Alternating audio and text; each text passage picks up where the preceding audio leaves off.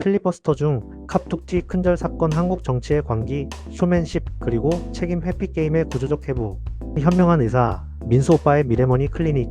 여러분, 오늘은 제가 의사지만 도저히 의학으로 설명이 안 되는 정치 생태계의 기묘한 현상 하나를 가져왔습니다.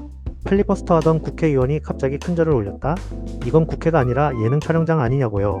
오늘은 이 사건을 단순 해프닝으로 보지 않고 정치 커뮤니케이션, 권력 역학, 국민 감정 구조, 그리고 12.3 계엄 사태 1주년이라는 초특급 맥락까지 모조리 뜯어서 분석해봅니다. 자, 백두산 화상급의 광기 나갑니다. 1부 사건 개요 필리버스터 중 큰절? 이건 정치판의 버그다. 송석준 의원은 형사소송법 개정안에 대한 필리버스터 도중 국민께 큰절로 사죄하겠다며 단상 뒤로 물러나 무릎을 꿇고 큰절. 문제는 본회의장 대부분이 비어 있었다는 점. 이건 마치 관객 없는 콘서트에서 피날레 폭죽 터뜨린 느낌. 정치에서 이런 장면은 드뭅니다. 왜냐면 필리버스터는 원래 말로 싸우는 전쟁이기 때문. 큰절은 말도 아니고 논리도 아니고 절제된 태도도 아님. 이건 100% 퍼포먼스 정치. 그리고 이 퍼포먼스에는 타입이 있어요. 고난 인수쇼, 희생자 프레임 잡기, 정치적 도의적 우위 확보. 즉 내가 먼저 낮아지겠다. 근데 이게 진짜 자기 희생인지 아니면 정치적 포석인지? 그건 우리 분석의 핵심으로 갑니다. 2부 12.3 계엄 1주기. 이 사건이 지금 벌어진 진짜 이유. 이 장면의 핵심은 딱 하나. 12.3 계엄 사태 1주기에 맞물렸다는 점. 송 의원이 왜 사과했는가? 그는 직접 책임자가 아니지만 정치권 전체가 서로 탓하다 벌어진 사태라며 반성 프레임을 열었습니다. 이건 세 가지 전략 중 하나예요. 집단 책임 희석 전략, 디퓨스 리스판서빌러티. 나도 너도 우리 모두도 잘못했다. 결국 아무도 명확히 책임 안 지는 구조. 정치권 전체의 위기 프레임 재설정. 12.3 계엄 이후 정치 실패의 1년을 여야 공동 문제로 묶어버림. 즉 책임 분산 도덕적 중립지대 선점. 국민적 분노 선제 진화용 퍼포먼스. 국민들 사이에서 여야 모두 신뢰도 붕괴. 이를 반전시키려면 드라마틱한 몸짓이 필요함. 큰절은 그 드라마틱의 대표주자. 근데 여기서 나온 광기 포인트. 본회의장에 아무도 없었다. 국민한테 사죄한다면 국회 유튜브 생중계가 아니라 국민이 있는 자리에서 했어야죠. 그래서 이건 사과가 아니라 정치적 절 퍼포먼스의 영상화에 더 가깝습니다. 3부 송석준 의원의 큰절 정치 커뮤니케이션 기술 분석. 정치인들의 몸짓은 그냥 몸짓이 아닙니다. 이건 계산적 메시지예요. 1. 내가 먼저 낮아지는 사람 이미지. 위기 상황에서 낮아짐은 강력합니다. 한국 정치에서 특히 2. 미래통합용 사죄 퍼포먼스. 정치권의 갈등 피로도가 극심한 시기, 낮은 자세는 중도층에게 신호를 줍니다. 나는 싸우는 사람이 아니라 해결하려는 사람이다. 3. 내부 결속용 메시지. 이뇨한 의원 사태 이후 국힘 내부에 균열이 있었음. 큰절은 내부에도 신호를 줌. 우리는 반성하고 있다. 다시 모이자. 4. 내가 사과할 테니 너희도 해라. 민주당에 던지는 메시지. 그리고 나중에 책임 공방이 붙을 때 나는 최소한 사과는 했다는 방패로 쓰임. 5. 가장 중요한 부분. 사과는 했지만 구체적 책임은 언급 안 함.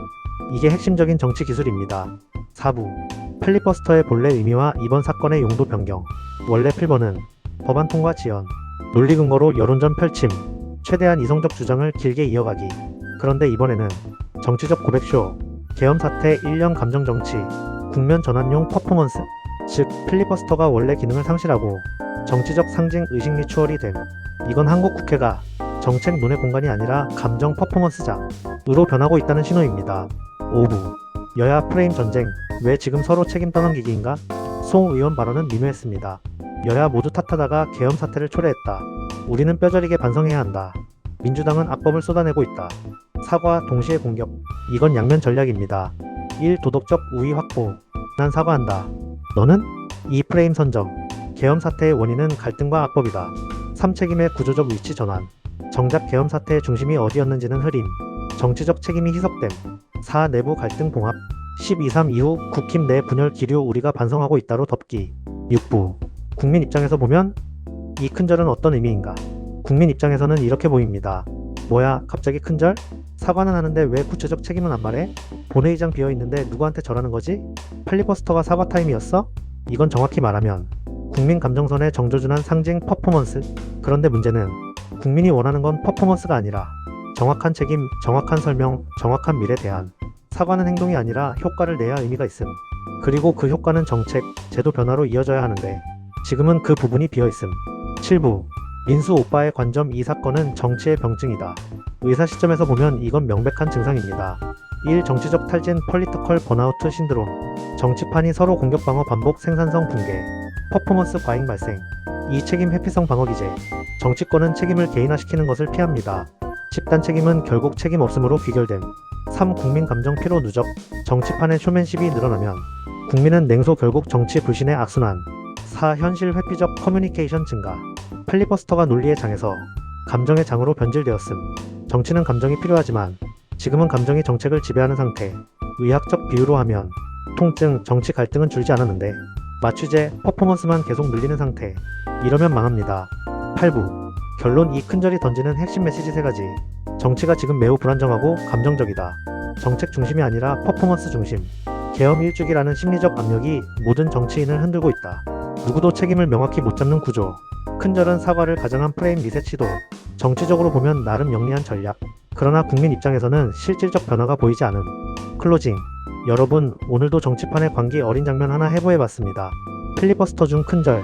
이건 그냥 해프닝이 아니라 정치가 얼마나 불안정하고 책임 피로도가 높은 상태인지 보여주는 장면이었어요. 앞으로도 이런 정치적 의료기록 제가 꾸준히 써드릴게요. 현명한 의사, 민수 오빠의 미래머니 클리닉. 다음 진료에서 또 만나요.